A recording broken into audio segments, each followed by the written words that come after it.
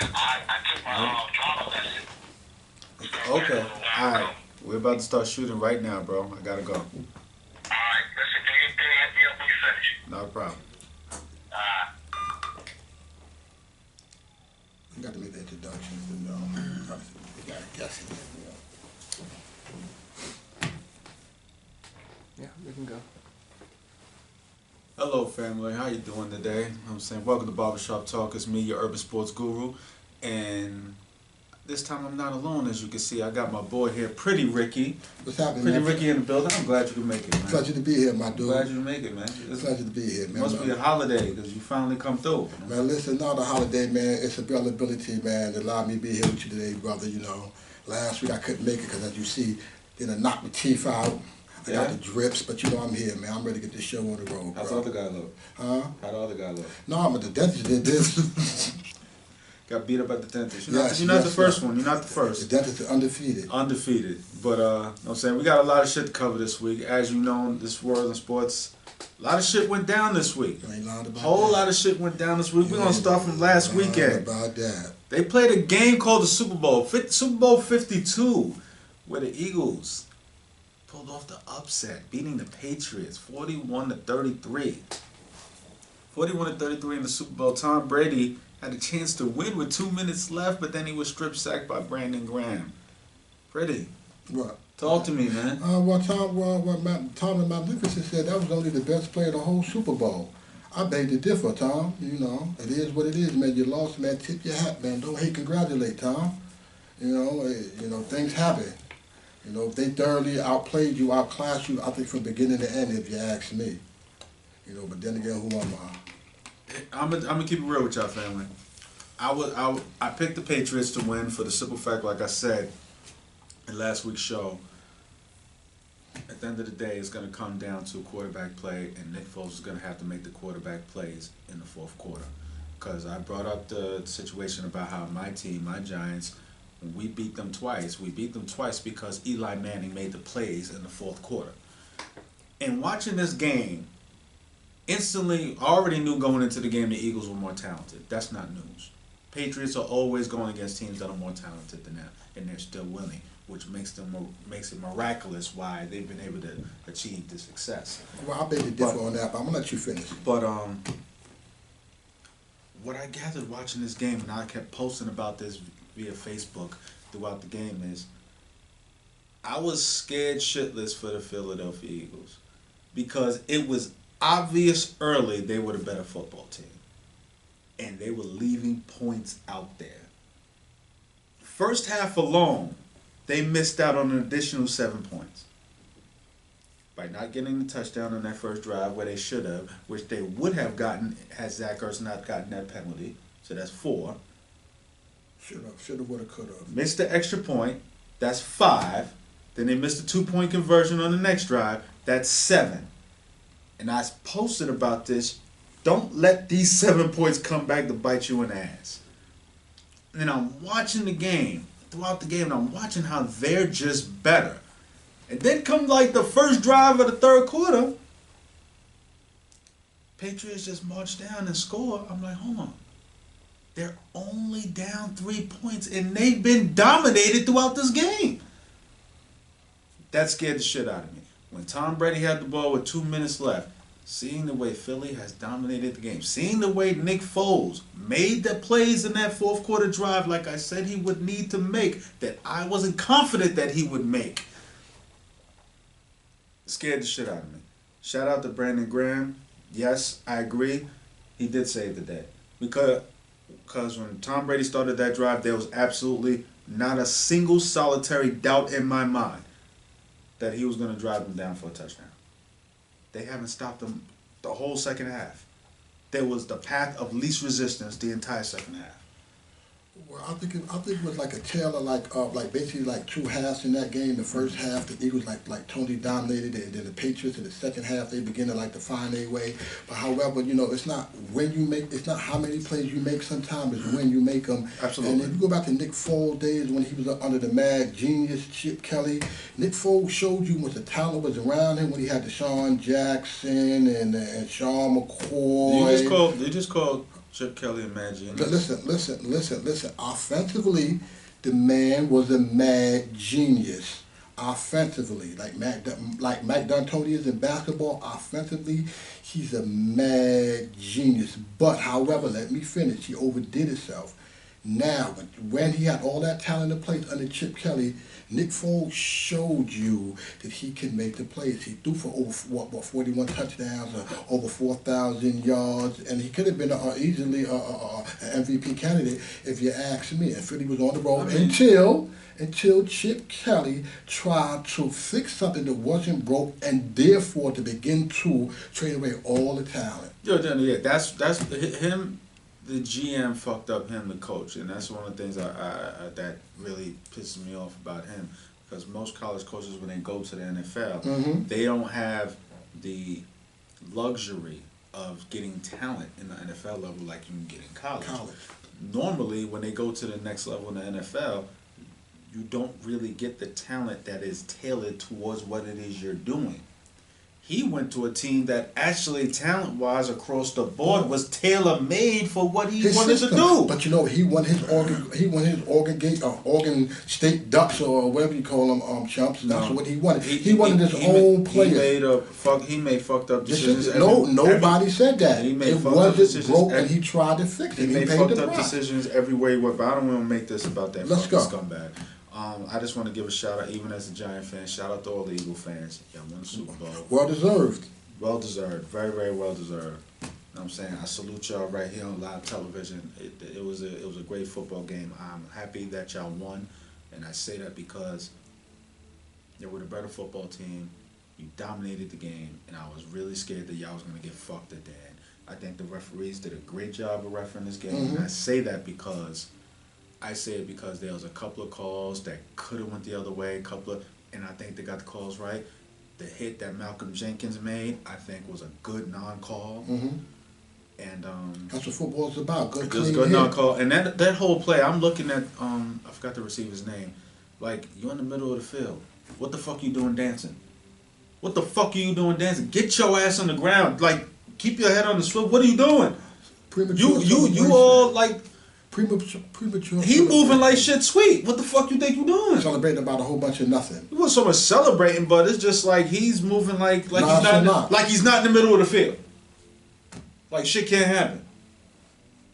Anyway, you know what I'm saying, but I think they did the right thing refereeing wise, and overall it was just a great football game. Not a lot of defense as I expected, but eventually the Philadelphia's defense made the play that decided the game. They made the play that decided the game. So even though, you know what I'm saying, people may not like what Tom Brady said, at the end of the day, I think it's correct. That one play saved the game. Because, in my opinion, there was no doubt in my mind he was going to drive to a touchdown. But the defense finally made the play. That's all that matters. That's all it takes is one play. And shout out to Nick Foles, MVP. End of the day, they can never take this away from you. And when you win a Super Bowl MVP, it's like... Etched in stone. Yeah, etched in stone. Etched in stone. Exactly. But there was a little bit of controversy about this game because the Patriots, Malcolm Butler, was benched right before the national anthem. And he responded after the game and said, well, they gave up on me, fuck it is what it is. Patriots later stated it was because of illness, bad week of practice, etc., etc. Do you think he would have made a difference if he played? All right, he played the first half. Did he play the first half? He never played a defensive snap. See, he never played a single. He never played a single defensive snap. And then again, you said, yes, I believe Malcolm Butler would have made a difference. Probably some of them plays that the Eagles made, probably his presence alone, it would have been obsolete. Never would have happened. But then again, we had like Jack Helen, ain't no telling. I think it definitely would have made a difference for this one reason. And you heard, ladies and gentlemen, you heard as y'all was watching the telecast, Chris Collinsworth consistently talk about how he thought Stephon Gilmore was going to be on Alshon Jeffrey, but he wasn't. Remember that, right? Yes. But you know what? Okay. He wasn't because, in my opinion, he was playing in Butler's spot. Mm-hmm. The second they put Gilmore on Jeffrey, you heard nothing from Jeffrey anymore. When Jeffrey smoked that other corner, if Butler is playing, all that's locked down. All that's locked down because now you got Gilmore in that position. Gilmore, I don't think, is getting smoked on that go route. Well, you know, I'm a Buffalo Bill fan, right? And Stephen Gilmore was actually drafted by my beloved Buffalo Bills, and he has his up and down. But like I said, man, we going on assumption. You got to find a way to bring them sorry motherfuckers. Listen. Those my guys, man. Those my guys. They said, boy, I love losing Super Bowls. I'm right there with you, my dude. But however, like I said, Jack O'Hanlon, man, ain't no telling. We'll never know. We'll never know, Cole. We'll never know. Because opinion like an asshole, everybody got one, my dude. Yeah, but I'm saying is,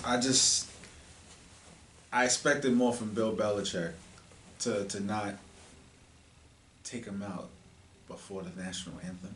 Right before the national anthem. But you know what? Sometimes you respect more than sometimes other people outthink themselves. They outdo themselves, like Kyle Shanahan when they basically like hounded them the Super Bowl when you're up by 8 and you want to throw the ball for what? Kick the field goal, you're up by 11. It's like Pete Carroll. You got the beast mode. You got the 1 yard line. Feed the beast. Sometimes in them positions, people get outside themselves. Absolutely. They think they are bigger than the game. And Belichick has won his Super Bowls. He's one of the greatest coaches of all time. But in my humble opinion, 2 has been handed to you. 2 has been handed to you. So therefore, people get on this pedestal of winning. I'm holding it down. You said 2 were handed to you. Yes. I bet 2 were handed to you. You have to be smart. The last 5-6 years.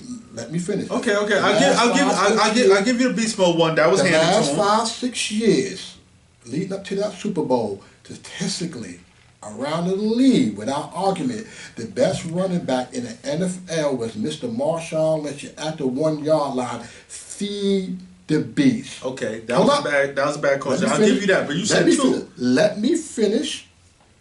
Kyle Shanahan, offensive coordinator of the Atlantic Falcons, you're up by 8. There's 2 minutes of change left.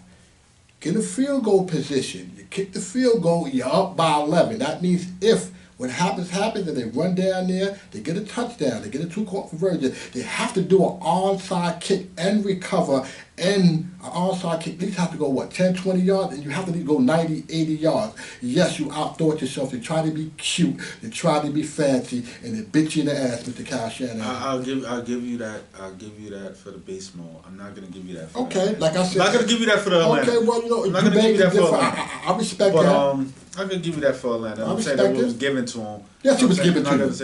It was given to you. I mean, they made some really just stupid plays and play calling. Like I said, you try to throw the ball instead of running the ball. Get in field goal position. Get yourself a guy. They fucked that game over. Yeah, so many different. No. We're not. We're talking about when you had the game in hand. You could have sealed the game away. Put yourself up by 2 scores. Yeah, I understand that, but I won't say that. I'm saying that the game was handed to them. Yeah, now, when you come back from 28-3, it doesn't you came matter. Back and you took that. It shit. doesn't matter. I give credit where it's due. You still had a chance to still put it out of reach for them. That's it. Yeah, I mean, all right. With 2 minutes, only 2 minutes left. Yeah, by 11, the game is like basically okay. over. But moving right along. I'm saying because Peterson didn't make these mistakes. Do you think Peterson didn't make these mistakes? Did he outcoach Belichick? Did he outcoach Belichick? But that's a matter of opinion. I'm asking you your opinion. You know what? Coaches only put the players in the position to make the play. At the end of the day, I could call any play on this God-given earth. It's up to the players to execute it. The players outplayed the players of New England Patriots. I'm not debating that. The Eagles have more talent. Matter of opinion, Miguel. The Eagles are more talent. That's not okay. That's your opinion. Let's go. The Eagles are more talent. Okay. There's no one who knows football who would debate that. Okay. But I think for one that Peterson in this game, he did outcoach Bill Belichick. Okay, probably did. You know, kudos. His aggressiveness and people were acting wasn't shy. No, his aggressiveness isn't new. He's been doing that last year. He's been doing that all year this year. 10. Not giving a fuck. He's been doing that. Throw the ball. Let's go. We going for it. And you know what? And when you show confidence in your players reward you. Absolutely. With the great execution. And that's what they did. They executed. They've been doing it. They executed from start to finish the whole season. Yeah, it seemed like when Mr. Wentz went down, they ain't miss a beat. Yeah. That's a credit to Doug Peterson. Yeah. I'll give you this salute right here, live TV. You know what I'm saying? Doug Peterson did his thing, and we got to play against these motherfuckers twice a year. Yes. Well, I'm glad I'm not in that division. Yeah, you got to play against the Patriots. Patriots. They're damn the Patriots. Everybody want to be a Patriot fan. Everybody root for the Patriots. You know, everybody want to be a bandwagon rider. Whoever's winning, they there. It's like, you know, when the Chicago Bulls on top of their little dynasty, everybody was a Chicago Bull fan. Okay, what about everybody now wants to be Cavalier fan? Listen, it's the same difference. You're okay with that though, right? No, I'm not okay with that. I'm saying a trend. You assume I never said I was okay with anything. All I did is make a reference and try to make an example. We're gonna move forward. Let's do that. We're gonna move forward. We had a Hall of Fame class that was inducted in. Some of the names: Brian Dawkins, Ray Lewis, Randy Moss, Terrell Owens, Brian Urlacher. What name sticks out to you? How do you separate them? In the secondary, Mr. Dawkins was that dude in Yes, he Philadelphia. was. Brian Urlacher, talking about after Mike Dicker and Mr. Singletary, who was the best linebacker after that. You got to say the Irk. After Mike Dicker and Singletary. Tell me. Oh yeah, for Chicago, yeah. I thought you was talking about period. No, I'm not talking about the whole NFL now. I'm talking about the whole NFL. You got to put your man on your team, Mr. LT. No, that's middle linebacker. I'm talking about That's linebacker. middle linebacker. We're just talking about linebacker. I'm not talking outside, middle, inside. I'm talking about linebacker, period, the history of the game, my dude. Okay. Now you got Mr. TD up there, Mr. Randy Moss, huh? Rightfully so. That's Mr. TD there. And you got who? T.O. Terrell Owens. I didn't think Terrell Owens was going to make it because of the last few stops he was getting into gripes with his quarterbacks and coaches. But statistically, the man definitely was deserving. But he was getting into that in basically all of his major Yeah. That's not his last couple. All of his major stops. Yes. I'm happy that I'm happy for him. I'm happy that he deserved. made it in. I'm happy that he made it Well in deserved, because my no dude. matter how you feel about this brother personally, Statistically and on the field, he put there that was work in. actual debate during his time about who was better between him and Randy Moss. It wasn't to me. It was always Randy Moss, and not to disrespect him, but the hell with Terrell Owens. Randy Moss is the best receiver I've ever seen, not named Jerry Rice. Period. One thing about what separated Randy Moss, I believe, and Mr. Terrell Owens, Randy Moss was a dropping nothing. Sometimes Mr. T.O. boy, he get the drops he's doing, especially in crucial moments. Yeah. But I mean, of course, Randy did make the comment, "I play when I want to play." But just to be fair, Yes, sometimes you make play, but I'm talking like in a crucial moment. I'm talking about productivity on the field. You can't really say when did Randy Moss really drop. Like I think that's why they inducted T.O. for this one, because him and Randy was always the question between them two. I think that had a major impact. An impact on him making it this go around, because I think T.O. should have been first ballot. Unfortunately, this is third go around. For sure, it should have been first ballot. Should have been first ballot. But also, I wanted to speak to the receiver position, the position of wide receiver when it comes to the Hall of Fame. It seems to be a real difficulty for these brothers to make it.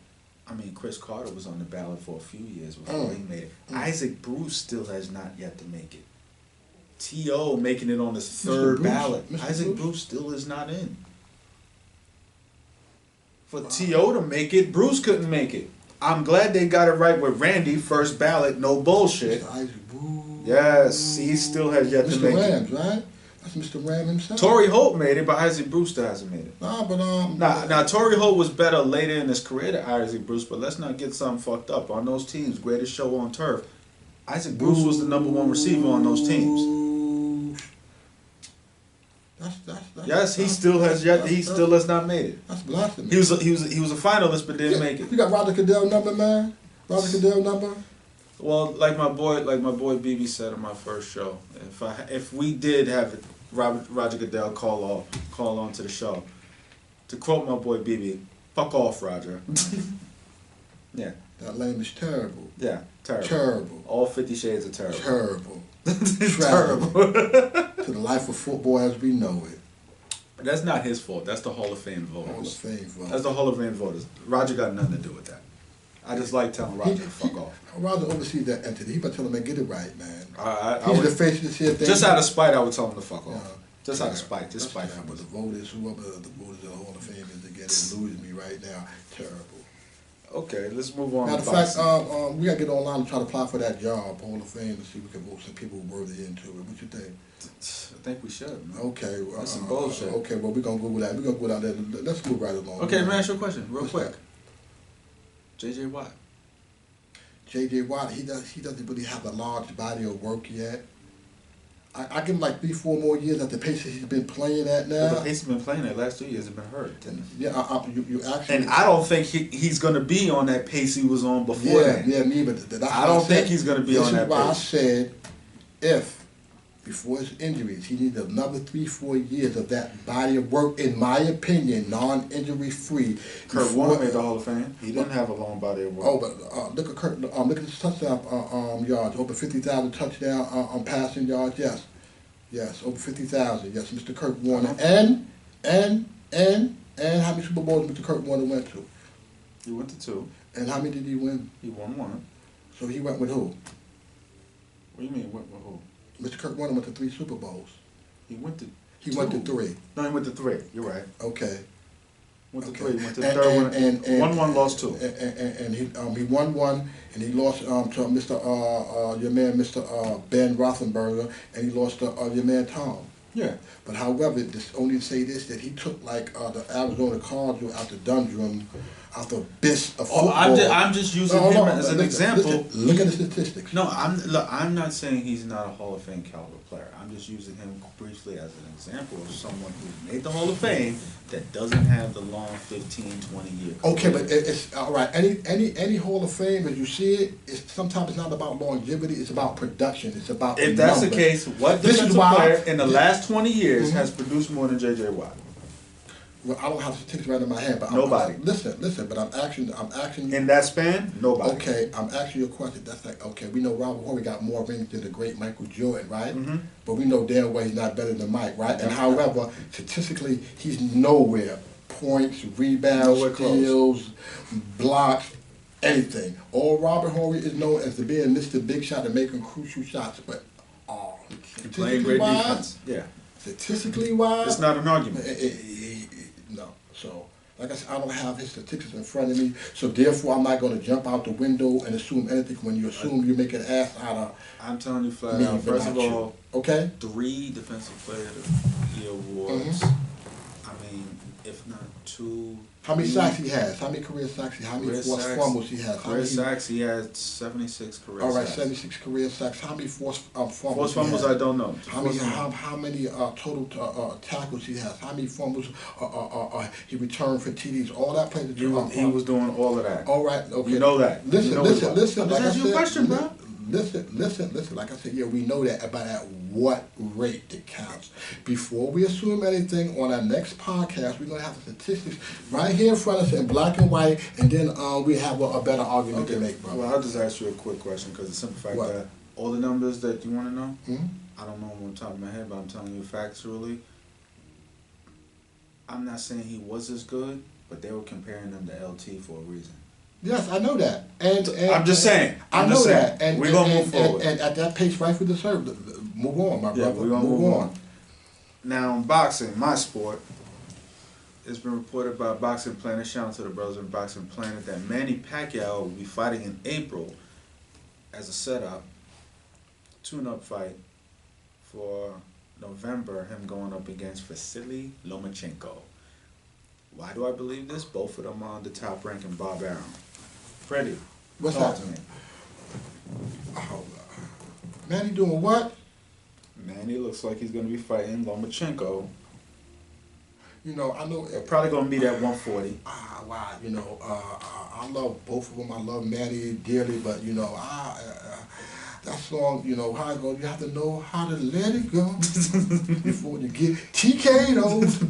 Manny, let it go, my brother. Let it go, man. You have nothing to prove. Your legacy is etched and cemented in stone, man. That boxing game is real, man. You know, bow out gracefully, my brother. Bow out gracefully, man. Do your community's work.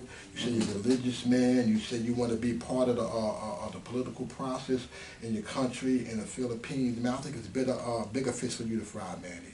Seriously, it's bigger fish for that man to fry, Okay. man.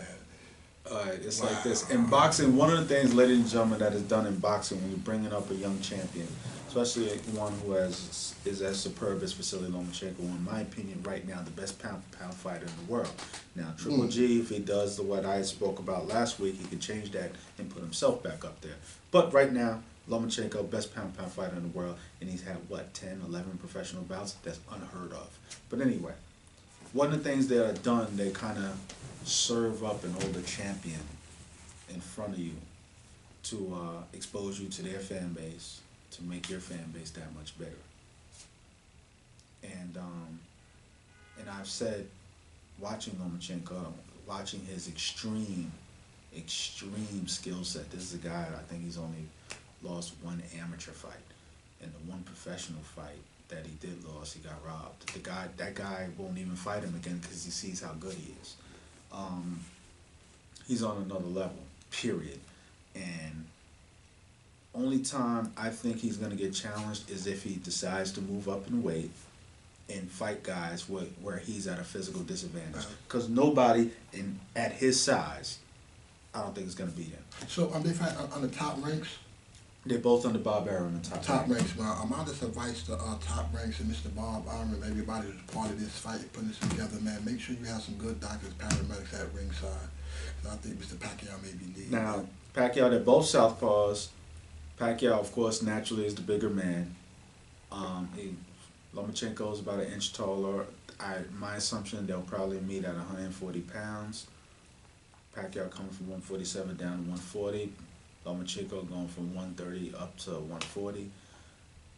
I think the fight is doable. This could be basically the last payday for Manny Pacquiao on his way out, win, lose, or draw. But one of the things that's made Manny Pacquiao great throughout his career is, especially in comparison to his contemporaries, Floyd Mayweather, he takes risks that Floyd would never have taken. He does things that his contemporaries would not have taken. I'll have to say one thing about this. You ever heard of that group Divine Sound, the song they made? What people do for money. I wish him the best. Like I said, watch him reread to Bob Arum and Top ranks, everybody's involved in this money-making fight, this entity, man. Just make sure you have some good doctors and ambulance at ringside, because Mr. Pacquiao may be needed. I mean, Lomachenko is just special. And, younger, faster. He's faster. I mean, and the thing is, he's no mossing guys.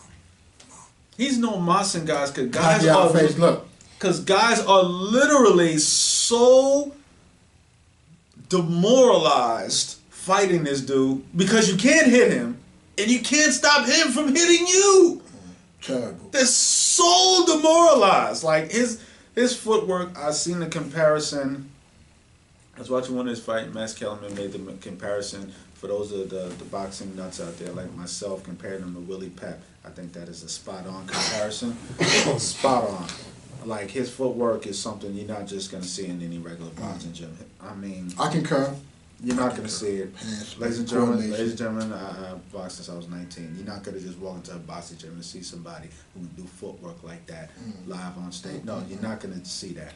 He's special. He's a special fighter. True. And I think even though he has certain advantages, but he's not the harder puncher and he's not the bigger man. He needs to be in a physical disadvantage so you can actually see the best out of him. Because right now, he's not even being tested. And he's going after everybody. This man is only 10 professional fights in. He is not supposed to be a multi-time world champion already. This is the point in every fighter's career. Especially someone who's a two-time Olympic gold medalist who's getting guys handpicked for him. You know something? I love the boxing game, but I kind of moved away from it. But it's beginning watered down somewhat, and like you said, 10 fights already. You got how many boxing champions, and the game is so watered down. How many people you really could say out there for physically in that weight class is really that deal? Seriously now. Because you still got the 40-year-olds and 50-year-olds, they still holding on. Some of them fights you see be disgusting. Where did they get this guy from? The corner bar? Where did they get so much of the Bowery? No disrespect to the people here's the thing. Here's the thing is, where did these guys I'm trying to answer your question. Please do so. To answer your question, what is boxing? I call it the alphabet super boxing because you have 4 major titles. Because each division has 4 major titles, you can basically go into the division. If there's 4 different belt holders, fight the weakest guy. Then go in another division, fight that weakest guy. Another division, fight that weakest guy. And in actuality, you are a 3-time champion in 3 different weight classes.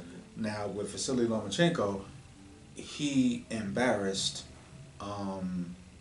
what's the Jamaican fighter's name? Oh my God, the Jamaican fighter, Axeman. He embarrassed the Axeman. When I say embarrassed, I saw the fight. The Axeman got axed. yeah, he embarrassed. So he's not going after the little guy. No, he's going after the biggest, baddest motherfucker in the division. Rightfully saying, so. I want you. I'm not saying him in particular, really. Like right now, he's been calling out Gervonta Davis. And like I said, Floyd has been the best in his career. Gervonta Davis. Gervonta Davis, Floyd Mayweather. D-A-V-I-S? Huh? D-A-V-I-S? Yes. Well, that have to be my last name. So, as Mr. Gervonta Davis, I actually rise to the occasion.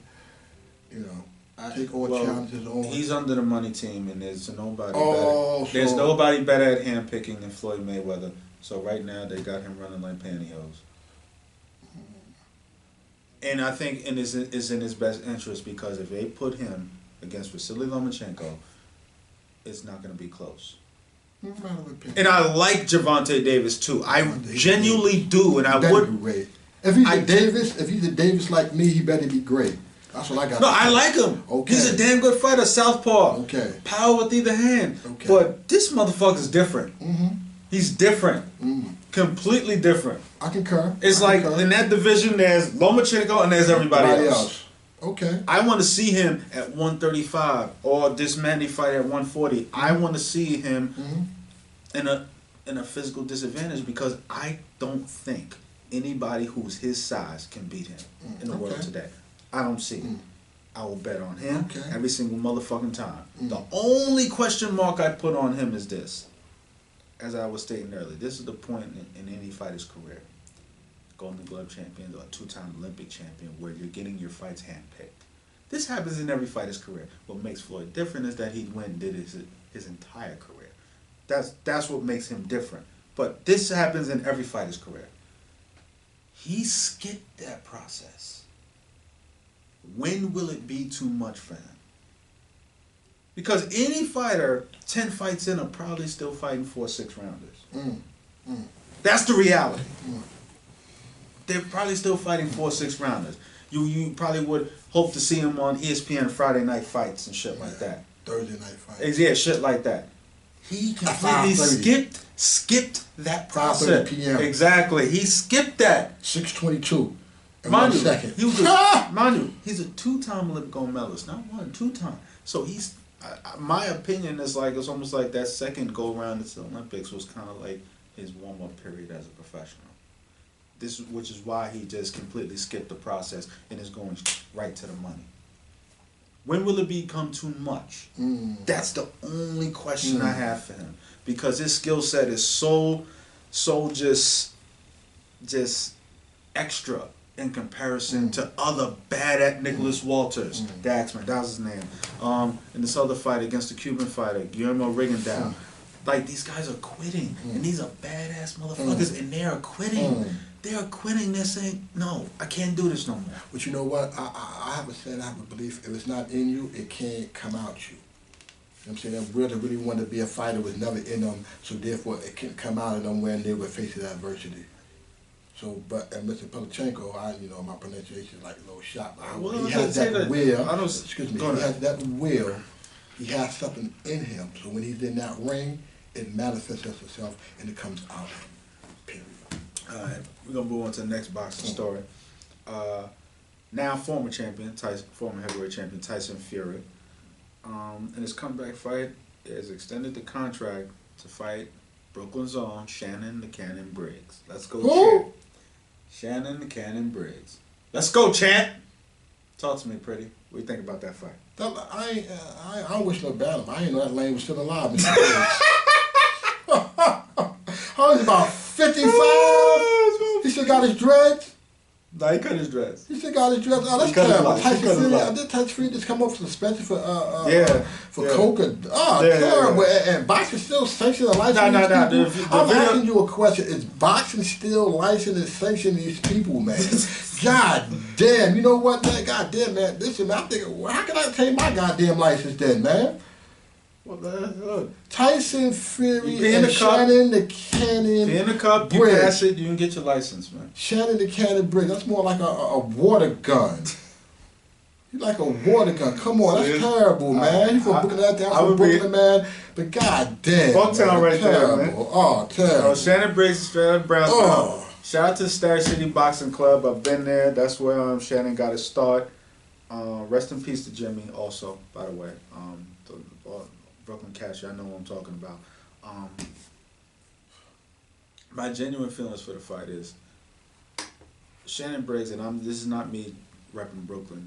This is just me being all the way 100 of what I know about this sport. This is my sport. It's been my sport since I was younger. Shannon the Cannon Briggs was one of the first in what I like to call the hybrid heavyweights that came into the game. Guys who were really tall, very athletic, and fought like middleweights with an excessive skill set to go with great size. And like I said, very athletic, could move. It was him, it was Lennox, it was Ray Bowe. Before that, these big guys, they were really Stiffs. They were just big stiffs. You know what I'm saying? And these guys really changed the game. They were mobile and nimble on their Mobile, feet. nimble. Shannon with power with each hand. You know what I'm saying? Excessive hand speed. Elusiveness. Elusiveness.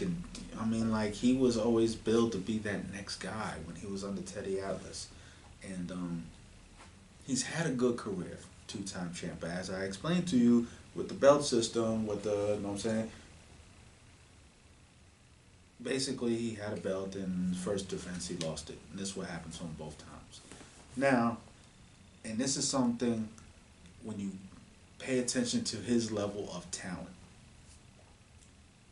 His level of talent, there is absolutely nothing that Vladimir Klitschko has done in a boxing ring that Shannon Briggs wasn't capable of. They possess a lot of the same gifts. It's just that Klitschko was able to put his shit together. And, you know what I'm saying, and it's like he realized his potential and became a great champion. For this fight, for Tyson Fury to call you out after this layoff, looking the way he's looking right now, I want Shannon Briggs to take this shit personally. You bet to. It is. I want him to take this shit personally. You bet to. It is. I mean, because if you can't beat this version of Tyson Fury, if you can't beat this version, looking as sloppy as he looking in training and all that, hang it up, man. Listen, I like to Hang hit it on up. something. All right, Hang quick. it up. First and foremost, you made a comment about Mr. Vladimir Klitschko. Yes, sir. I believe that Vladimir Klitschko was blessed with the opportunity to come into the boxing game and the heavyweight game at the opportune time. He came at the right time. Everybody was washed up when that man came in the game. Everybody was going to boxing. That's probably the least competitive division in all the boxing is the heavyweight boxing. Well, the problem is this. No, I'm talking about in the heavyweight boxing. Okay. Let me finish. Go on. Okay, and now you spoke about Tyson Fury calling Shannon Briggs out. Either way, I don't see that as being a fight. I don't think that is the words being put together. You know, the Athletic Boxing Commission, whatever you call that entity up there in Las Vegas or wherever that shit is at, they should be just like fired. Seriously, they all should be like fired. Shannon Briggs is still fighting. You licensed and sanctioned this man. You got a man straight out of rehab. I'm not knocking his addiction or anything like that. I know sometimes we all stumble and fall in life, but however, it's how you react to adversity and pick yourself back up, so to speak. But Michael Fury, terrible. That's just terrible. That's a tragedy of boxing itself, if you ask me, brother. No. I don't even want to talk about that. I don't All right, about Vladimir. that. Vladimir was a great champion. Just Vladimir, like he was a great champion. It's just that Vladimir. came at the right time. No, Vladimir's issue was this. Vladimir's issue was very simple. Because he's so much of a god over in Europe and having his own production company, he never ingratiating himself to American fans. I don't think so. No, listen, hear me out. He never ingratiated himself to American fans. Because of that. Because I've always said this, if Vladimir Klitschko was American, being white, being heavyweight, undisputed champion of the world, and knocking everybody out, and considered by the media as a heartthrob, this man would be richer and more famous than LeBron James if he was American. Well, like I said, you're absolutely right on entities. Unfortunately, this is how America is. Like for a white hero, a white champ. This is why all these Rocky movies was made, and people like gravitated to all that. There will be no Rocky bashing on the show. No, listen. That is the greatest white man that God's ever created. There will be no Rocky bashing on this show. You're like Uncle Ruckus. Praise white Jesus. Anyway, listen. There will be no Rocky bashing on this show. Like I said, I'm talking about this from a boxing skill set point of view. I'm not like talking like a marketing perspective. Like you said, if he would have did all that thing, he probably would have been richer and more famous. People would have gravitated more. I'm talking like from a boxing skill point set. He came into the boxing game, especially in the heavyweight division in particular, when it was at his all-time low. This is why he had that run and that undefeated and held the title and the belt for so goddamn long. Everybody was going, my dude. Everybody was going. But I don't want to talk about them ladies no more. What else we got on the message, bro? Okay, WBC heavyweight champ Deontay Wilder was asked how would he be if he fought an in-prime Mike Tyson.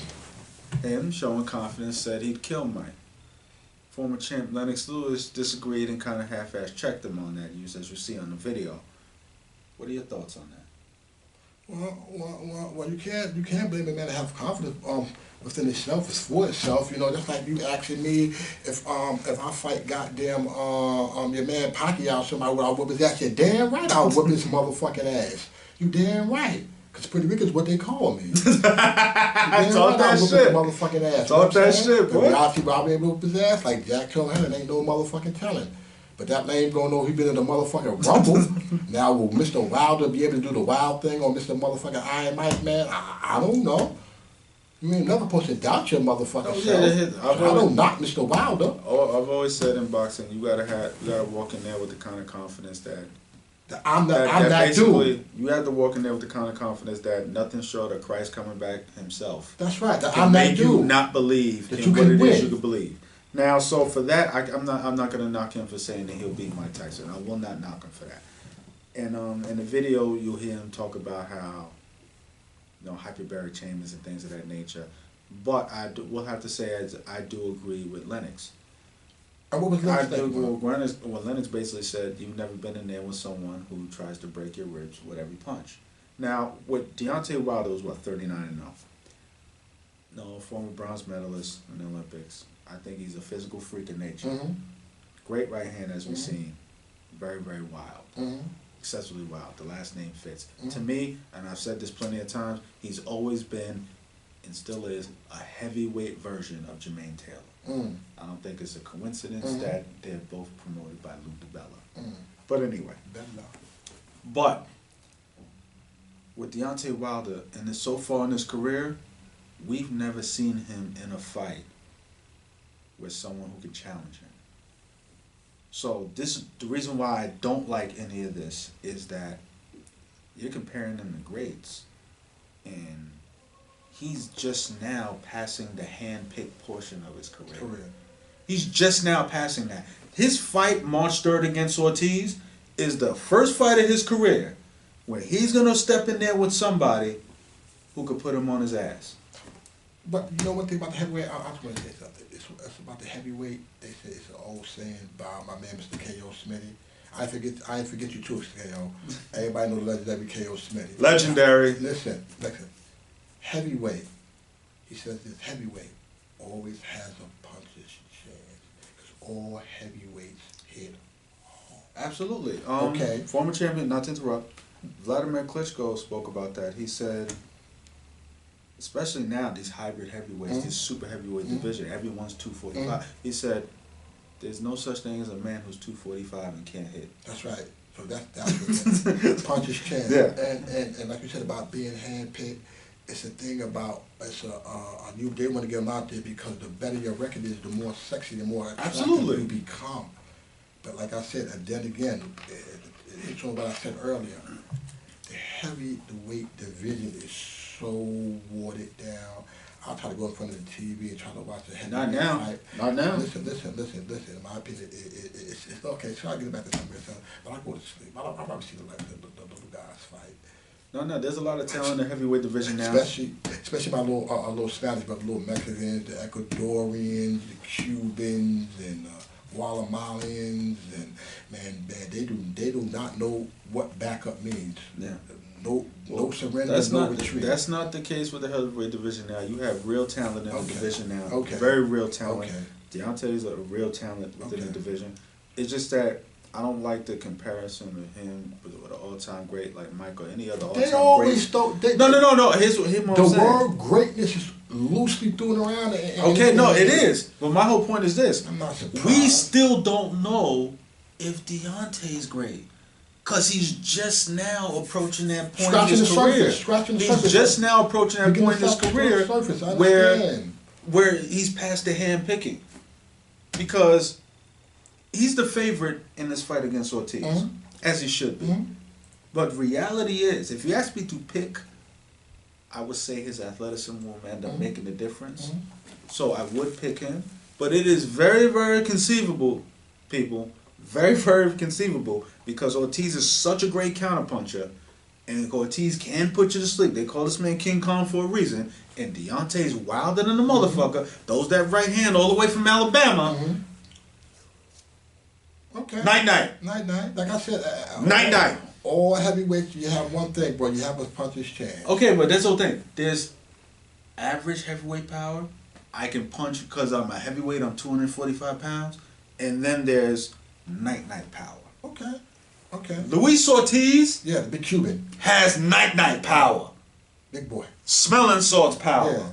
Huh? That might not wake up. Coma help power. this nigga now power. Huh? That coma power. Coma. He has that kind of power. So it's like, is he dead type power? Yeah, is he dead? Is he dead? What he said? Past that shit kind of power. Yeah. He has that kind of punching power. Okay, all right. So it's like, I concur. Once again, I concur. Yeah. I need to see. What else we got on the menu, man? I need to see. What else we got on the menu? All right. Now, social media question came up as to who was better between the great, no question whether he's great or not. You can say what you want. We can't question whether he's great. The great Floyd Mayweather Jr. or the great Roy Jones Jr. Wow. Now, question came up to Roy Jones, and he said Floyd Mayweather was the greatest TBE at making money, but he wasn't the greatest fighter. Put his highlights up against his, and you'll clearly see the difference. What do you think, Brady? Well, I definitely think Roy Jones was a more flashy fighter. Remember, he used to do that little chicken thing, that little boosted shit up in the ring, and he was more flamboyant with it, you know. But you know, Floyd, he fights smart. He fights to go up there and win, and not to really expose himself to getting hurt. So at the end of the day, I really can't knock the man like that. But look at Floyd right now, where he's at. Look at Mr. Roy Jones. I miss Mr. Roy Jones when he was in the 1988 Olympics over the side. Career when he got robbed in 1988. You know, so I know about his little bit of history and him coming to Pensacola, Florida, and et cetera, how he embarrassed the great James Lights Out Tony. So I remember, I definitely tip my hat off to Mr. Jones.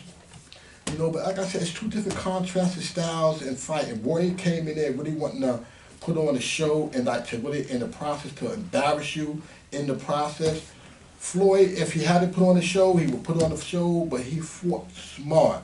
You know, I come in here to win. I'm a defensive, especially after he broke his hand where he didn't no longer have that little punch-out power, that he became a more better defensive fighter and a better strategy-wise. So, you know, I'm not, you know, something I agree with Roy, but then again, I don't, because what you eat don't make me shit. You know, how you make yourself successful in life, I don't have to say follow that format and that policy. So I'm not really mad at none of them. I love both of them as fighters. I don't know them individually, but you know, I dig and respect the brothers. I mean, I definitely respect the brothers. My take is very simple. Floyd made himself the best ever. He's the biggest draw in the sport of boxing all time. Ching ching. All time. Ching ching. That is ching, without. ching. But Undisputed. That is undisputed. His selling point that has made him the biggest draw in boxing of all time is being undefeated. Mm. And this is why I think makes the difference between him and Roy Jones. This is why I think makes the difference between him and Roy Jones. Floyd Mayweather has done so much to circumvent the game and to keep that 0-0 by not taking risk. Okay, can I say that's not even up for debate. Okay. It's not even up for debate. Listen, it's not a debate. Okay, you said something. I'm not trying to debate nothing. All I'm trying to do is add on something to something, brother. Listen, you asked me how he got this thing about being undefeated. He's marketing himself. He's flamboyant. Yes. He talks about his looks, his women, his cars, 50 Cent, etc., etc., etc. This is to build up your cliche, your image, your how you call it, the money machine going on. So therefore, it's not even talking about boxing aspect, about taking a risk. The man is a hell of a marketer. The man markets himself like no one else. Nobody can debate that. I'm talking about him in the ring. In the ring. That's what I'm talking about. Because what he has done. Because what he has done. Every time you step in the goddamn ring, man, you take a goddamn risk. Okay, but no. But other people something has to be credit has to be given at the end of the day for doing what's expected of him. I get that. But when you blatantly duck fighters, fight them when they're older, where it's less risk. When you blatantly... Like who? He's done that throughout his career. Against who, bro? First of all, Pacquiao. That's not... I don't care what nobody said. I said it on the show last week. I will say it till the day they take me home. He fights Manny Pacquiao in 2009. He loses. Now, like I said, that's a matter of opinion, but that's when his father, I think it was his father's uncle, said, listen, all we asking for this man is... Hold up. That's the bullshit right there, man. Okay. That's the bullshit right there. I see right now you're being abrasive. That was the bullshit right there. So therefore, I can't get a word in. You see me like cutting me off at every opportunity. But however, right, if someone asks you to do something and you have no fear that something won't come out that you want to be using, when they said you have this extraordinary punching power for a person your age, every time you move up in weight, that we feel like that's like a little suspect. So therefore, if you have nothing to clear, just take this pitch test. That's just like this. I'm gonna put it to you like this. Let's say if one is being accused for probably the most heinous crime on the face of the earth. Let's say you being charged with child molestation, and there's DNA, and you could prove by giving up your DNA that you did not commit this heinous crime. Would you or would you not give up your DNA? Of course, I would give up my Simple. DNA. Of course, I'll give up my DNA. Difference. My whole thing is this. Same difference. What I'm saying, pretty, is this. That was a stall tactic. He had no concern about this man. How do you know? That shit was a stall tactic. Can I ask you a question? You said that you shit had no was a stall concern. tactic. Okay, I'm asking I don't believe that shit for one second. That shit was a stall tactic. Okay. Now, excuse me. I didn't finish speaking the first time. But I can't. Now, Roy Jones has taken more risks throughout his career. First of all, he went up. This is a man who came to the game at 154 pounds, cleaned out divisions, cleaned them out. I went to heavyweight. And fought a heavyweight. Okay, you want to talk about taking a risk? Listen.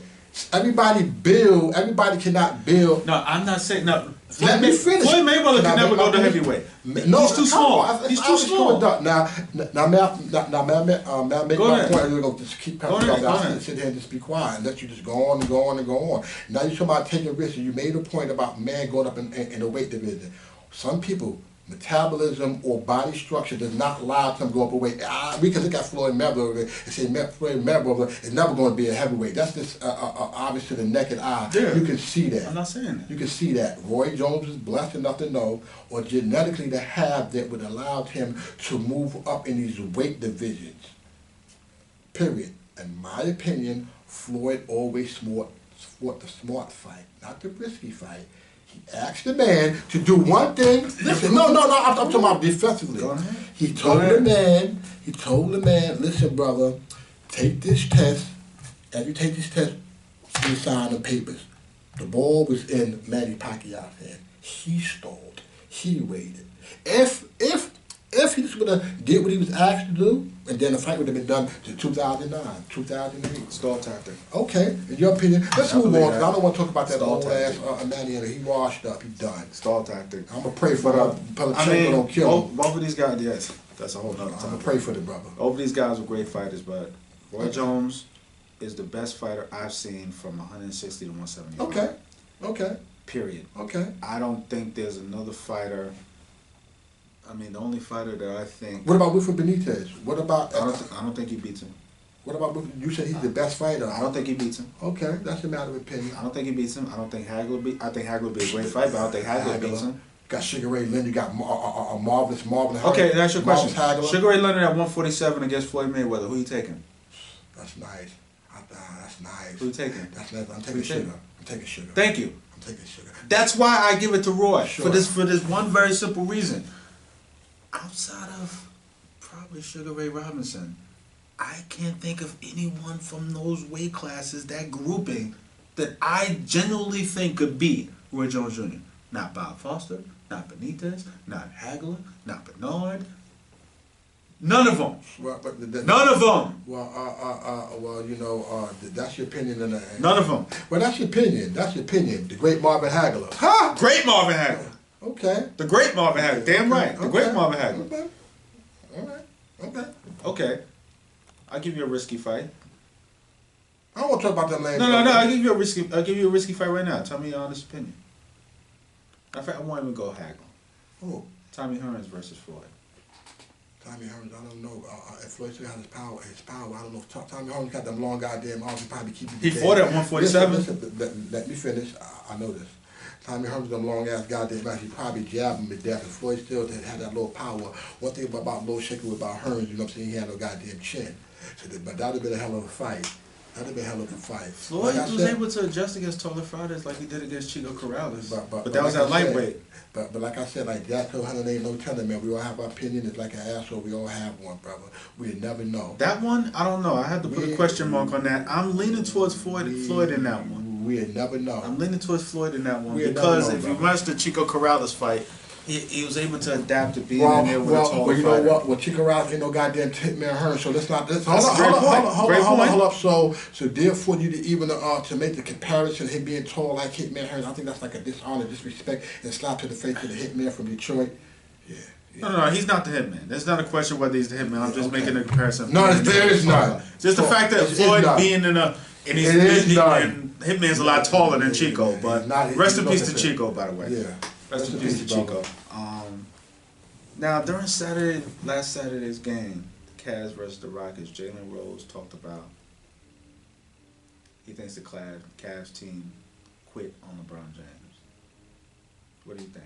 I just think it's like a poorly constructed team. I think it's like a very poorly constructed team. Isaiah Thomas is a great player, but he's ball dominant. He needs the ball in his hand to be who he was in Kyrie Boston. didn't? May I finish? You asking me a question. May I ask the question? Let me ask the question. Then you ask me about Kyrie, or you gonna ask me about the team quitting? Which one is it, man? Go. Okay, and then you had Dwayne Wade. He's like he's done. He's done. He can't play. He can't play at a high level each and every game or each and every day like it's needed out of the Cavs. And all that other little trash they done gave. But Rodney Hood's a little younger. He's more mobile. He's very athletic. George Hill is more of a better spot-up shooter. He can facilitate the ball. He can shoot. He can distribute. Isaiah Thomas needs the ball in his hand, and that's like probably one of the main pieces that the Cavaliers needed to make the engine go, so to speak. So I don't think they necessarily quit. I think it's just a bad fit. I think they did quit, and I'm gonna tell you why. Derrick Rose is gone. He's popped. I'm gonna tell you why I think they quit. I think that was a very spot on what Jalen Rose said, and I think they quit for this very simple reason. I gotta give LeBron James the utmost credit when it comes to having control of his career. I mean, He's been doing this since what, 2010, 2011? He's been doing that since he came out of high school. No, I'm saying, but yeah, but That man has been his career coming out of high well, school. yeah, absolutely. You know what? But it's like, no, I'm talking about having complete control of his career from year to year. And he did this when he first did the second contract with Cleveland, signed for only 3 years. He put them on notice. I respected that. But I think now what we are noticing is the effect it has on his teammates. Because year after year, outside of a couple of years in Miami, because they knew he was under contract, but year after year after year, you have to consistently hear about his flirting with other teams. He's not saying anything verbally, but it's like him putting shit out there. And it's a constant thing. I don't know these guys, but I've always believed that was one of the driving forces behind Kyrie saying, "Get me the fuck out of here. I'm not gonna be here on this team and having to listen to a whole fucking year of where he's going next. Then I'm here stuck with these. No, get me out of here now." Okay. And I think I equate it to being in a relationship. You're in a relationship. You had a beautiful woman in your life that she lights up your life. She's the best thing that happens to you. And it gets to the point where every single issue you have in your relationship, her bags are at the door. Now, any man I know who has any kind of balls about this, even no matter how great this woman is for you, no matter how great she lights up your life, if that's the situation every single time, eventually you're gonna say, "Bye, Felicia." You're gonna get tired of that shit. And I think in a basketball sense, this is what a lot of his teammates are consistently having to deal with, and they're sick of having to deal with. All right. Okay, now you said Kyrie Irving was one of them, right? Kyrie Irving was with Cleveland 3-4 years and they ain't never did jack shit. Okay, may I finish or you just I didn't say a word, did I? They was never jack shit. You always heard you never even sniffed at the goddamn player. And Mr. Kyrie Irving said he made one point that he really just wanted his own. He wanted to be that dude. It takes me back to when Kobe Bryant, remember he said he had a talk with Kobe Bryant, and Kobe Bryant knew for him to win like MVPs and scoring titles that he would have to get up under the shadow of the great Shaquille O'Neal. So therefore he was going to be a free agent that year, and he told them basically LA Lakers going to be me and Shaq. The only reason why Shaq was like 7 years older than him. Exactly. So They chose therefore the young he just guy. wanted to cement and add on to his legacy. He said, okay, I've been to 3 NBA finals, okay, I won one. What's next for me to accomplish? Scoring titles and MVP. This is what really puts you in that upper echelon. That really makes who you are and puts you in that Hall of Fame. You understand what I'm saying? So I believe that's why Mr. Kyrie Irving left, and he hit it to that as much. That I want my own. I want to be that dude. I'm tired of living in the shadow. I do think that was a reason as You know well. what I'm saying? So I don't really believe that he was flirting with whether LeBron James was flirting or not. But then again, that's his right. It's like you have a right to test free agency and dictate and control your own destiny. And that's what some of the brothers should really take heed and follow that format Mr. LeBron James has laid down. It's a hell of a blueprint, and them people just don't like it. Okay, well, let me speak to that. Let me speak to that. For those of y'all understand the history of basketball, Michael Jordan's last 2 years in Chicago, this is what he did. That's exactly the same thing he did. The reason why there was no trepidation on his team because nobody anticipated him ever going anywhere, and he made that clear. There was never any issues with him going anywhere. What he did, he signed for $30 million his last 2 years, and there was basically never even like a lengthy negotiation or even flirtation anywhere else, because as far as Michael Jordan is concerned, I am going to play for the Chicago Bulls. I'm going to play for Phil Jackson. The only reason that reign stopped because Phil Jackson wasn't going to be the coach anymore. That's it. Okay, but but I'm just making that point. Now, the reason why you're not seeing other players do this is this one very simple reason. NBA is guaranteed dollars. And there's no guarantee that this contract that's on the board for you now, guess what? That it will be there for you next year. There's no guarantee. LeBron James is able to do this. A, he's the most physical freak of nature I've ever seen. Secondly, he's been the best player in the world for a very, very long time. And with that being said, he's able to have a cachet where basically what he'll get paid this year, he'll know he'll get paid that next year. Like case in point, I'll give you a perfect example of that. Blake Griffin this past offseason just got 5 years, $175. It's conceivable because he's already been traded that he probably would not get that. Maybe close to it, but it's conceivable that he probably wouldn't get that if he was a free agent right now. All right. So it's like if you have the opportunity to get 175, at the end of the day, he never does anything else the rest of his career. That 175 is his. Okay, all right. The reason why Blake Griffin got that 175 because that was the max he could get from his team. It's called the bird rights. Anywhere else? Okay. I'm telling you why he probably would have got it from another team. Okay, he would have got it from another team because the team you play for the prior year has your bird rights, so therefore they can pay you the most. This is how they try to stop that collusion with these super teams. They make money that's sensitive. That's not what I'm talking about. Okay, then what are you talking about? What I'm talking about is this fact of being offered that kind of money. Because right now, it basically comes up to about 30-something a year, whatever the case may be. He was seen as being worth that. Already he's been traded. It's conceivable that he's not going to be seen as being worth that. Okay. That's the point that I'm making. So once that money, whether it's 175, 275, 375. He was roughly they gave it to him. You just said it. You just said it right They there. gave it to him. You just said it. When they gave it to you. Okay. So there's He's still worth 175 because what's left on the contract, Detroit Pistons are going to pay. If he has to be worth it, he's not getting paid. That's not the point. That's not the point. The point of the matter is the contract is signed. He's going to get paid. Nobody's debating that. I'm explaining to you why other brothers are not going the LeBron James route. That's what I'm explaining to you. Okay. Now listen. Some people not confident. Some people not willing to bet on themselves. That's what it is. That consistent year to year to year. This is why Melo was not on the Miami Heat. He took the 4 with the 5-year option. Other dudes took the 3. Melo, as much as he's out boy, he's made some bad decisions. He took 3 with the 4 because LeBron James was willing to bet on himself. He said, "No, because I didn't think I had a bad season." Then you didn't have to opt out the contract in Denver if you had a bad season. Each and every year, Mr. LeBron James is so confident in himself, he's willing to bet on himself. Like I said to you earlier, if it's not in you, it's not going to come out of you. And it's who you surround yourself with. You can do it, but some people are not willing to take the risk. It's there because you're tired of it because you're all the money in the world. I will never ever knock LeBron for that. I'm explaining why other brothers are not, and the clear effect that is having on his teammates. I don't know what effect it's having on the teammates. I haven't been on the Cleveland Cavaliers. The clear effect that it's having on his teammates. Okay, that's your opinion. I haven't been to Cleveland Cavaliers locker room. I'm not talking near one player who's on the Cleveland Cavaliers roster, brother. So I cannot. Because him doing that, him having that flexibility.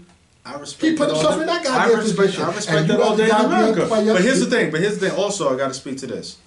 With all the trades they made, him trading half the fucking team. Half of what? He traded garbage. Traded half the fucking team. Hold on. Iman Shumpert. Hold on. Let's see who we say. Iman Shumpert, Chandler Fry, Dwayne Wade, and who else they traded? Isaiah Thomas. And the only one valuable, but you brought a better person who fits. And you gave away the Brooklyn Nets. No, they did not. They gave away. No, I beg to differ. Ascertain the facts before you speak, brother. I did. No, they did not. They gave away their first round. No, the Brooklyn Nets protected pick. No, they gave away their 2018. No. Okay. Do your research, bro. Listen. Like I said, brother, you're being abrasive. If you let me finish, I'm trying to finish, but you keep saying no. So therefore, it doesn't let me. So therefore, I shouldn't even talk anymore.